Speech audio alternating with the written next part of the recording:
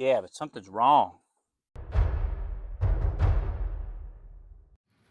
So I am doing a little bit different things this summer. I don't have enough projects between the trailer that needs to be refinished, the boat that I'm going to swap the motor out on, the tractor that needs a bunch of work done to it. So now instead I've also bought two lawnmowers that aren't running. Yeah. So there's a Craftsman tractor that is in pretty good shape. Supposedly it's just an electrical issue. Does come with a bagger. We're going to try that one first. And the Cub Cadet in the back there, they said it's just an electrical issue, but also the steering's not working, the deck height's not working, the brake isn't working, and it doesn't run. But both the motors are free. Neither of them are seized up. So $200 for the pair. Can't go wrong. First, we're going to work on the Craftsman tractor, see if we can't get that running, try to make some money, and we'll throw that one into the Cub Cadet. Let's see what happens. This is a Craftsman YS 4500.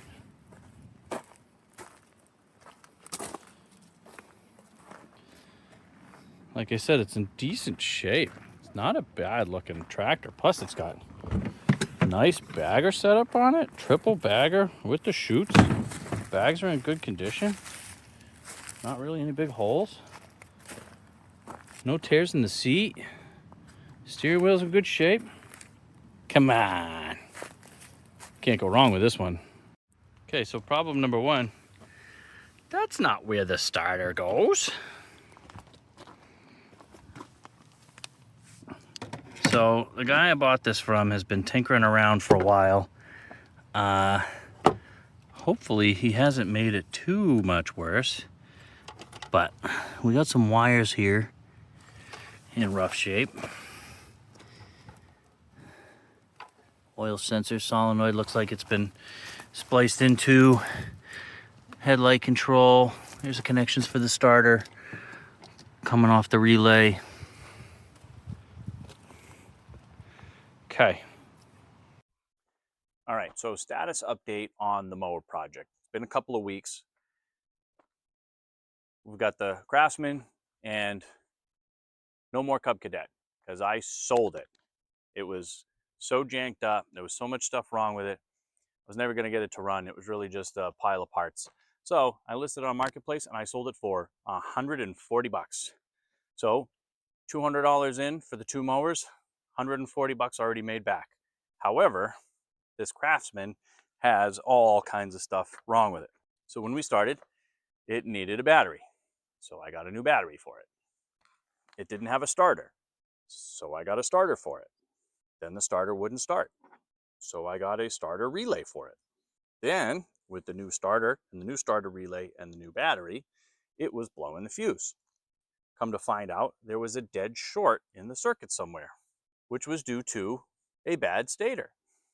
So the stator sits underneath the flywheel and is what generates the power to charge the battery and run the headlights and things like that. It's much cleaner now than it was when I found it. However, you can see on this stator, this nice copper color, except for these two coils are all black and burnt. And this shiny area right here is actually from scratches and wear from the underside of the flywheel. The flywheel being this part right here, normally you see the top of it. So underneath here is magnets, and those spin around, and those induce a voltage on the coil here. However, when I took this apart, this whole area was all caked with mud and grass and dirt. You couldn't even see the individual coils here. The bottom side of the flywheel was all caked up with mud and dirt. And so as the flywheel was spinning, it was moving that dirt across here to the point where it scratched through the insulation on these coils and shorted it out. So every time I went to go turn the key, it would blow the fuse, which goes in here, which is a 30 amp fuse. I tested all of the safety switches, make sure nothing was shorted there. Finally, after a couple of days of investigating, I isolated it to the stator here. So I've got a new stator to put in. and then I can start putting this whole engine back together. So I've got the new stator.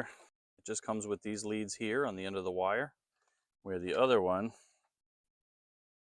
plugged into this harness, which plugs into the voltage regulator, which this kit also came with a new one. We'll change that out just for laughs. But I'm going to need to splice this wire into here so that it fits this wiring harness.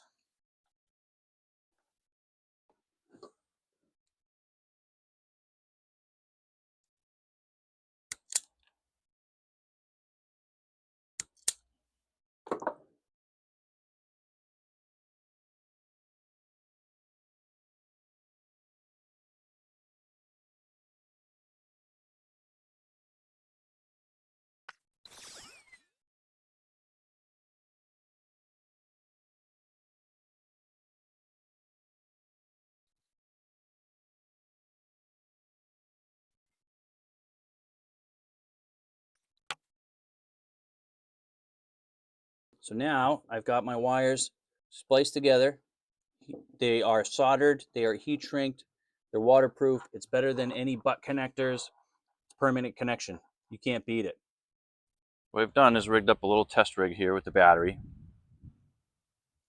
This is your starter relay. So these are your two coils. This is what activates the relay, and then this is the switch. When you put 12 volts, negative and positive here, then you should get continuity between these two. So I have my meter leads stuck there, set for continuity, and when I touch,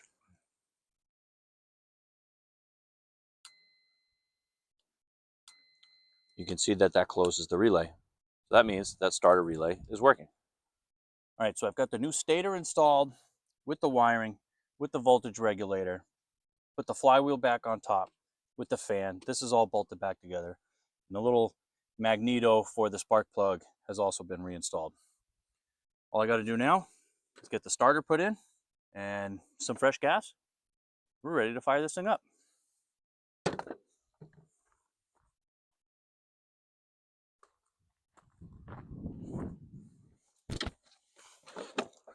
Okay, motor's all put back together. The fuse is in, the starter's in, the battery's connected. First crank test.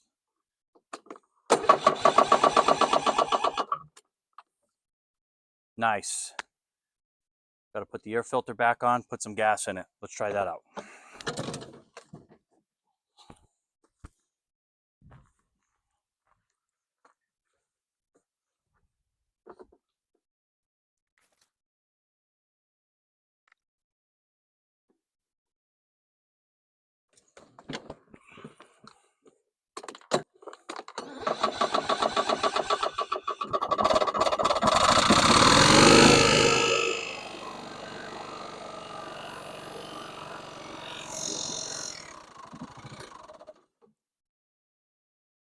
Yeah, but something's wrong.